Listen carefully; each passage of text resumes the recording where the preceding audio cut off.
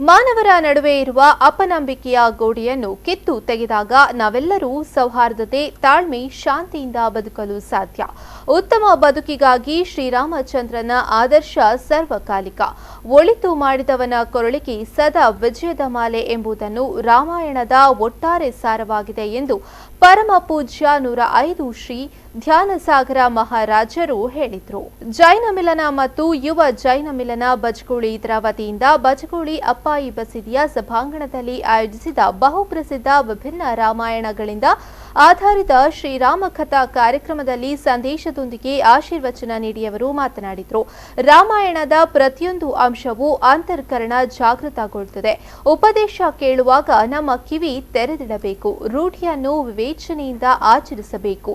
ಆಜ್ಞೆ ಸಿಕ್ಕಿದೊಡನೆ ಕಣ್ಣು ಮುಚ್ಚಿಕೊಂಡು ಶೂನ್ಯದೆಡೆಗೆ ಮನಸ್ಸನ್ನು ಕೊಂಡು ಹೋದಾಗ ಭಕ್ತಿಯ ಭಾವನೆಗಳು ನಮ್ಮ ಮನಮೂಡಲು ಸಾಧ್ಯವಿದೆ ಎಂದರು. मैं अपने भरत से कह दूंगा कि अयोध्या का राज्य दशानन को करने दे. भरत निर्लोभ है, वो मेरी बात मान लेगा. और मुझे तो वन में रहने का अभ्यास हो ही चुका है, मैं तो सहज वन में रह लूँगा. इसी तरह जब जटायु मरणासन्न मिलता है तो फिर राम उसके सिर को अपनी गोद में रखकर हाथ फेरते हैं, सहलाते हैं और उसको महामंत्र सुनाते हैं.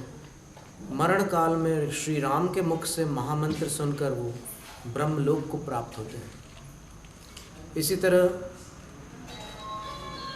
जब सेतु निर्माण के समय एक गिलहरी उन पत्थरों में रेत डाल रही थी, तब राम उसको प्रेम से हाथ में लेकर हाथ फेरते हैं और कहते हैं कि तुम भी हमारा साथ दे रही हो. तो ये जानवरों के प्रति प्रेम, पक्षियों के प्रति दया और संबंधियों के प्रति उनका भावों से भरा हुआ आचरण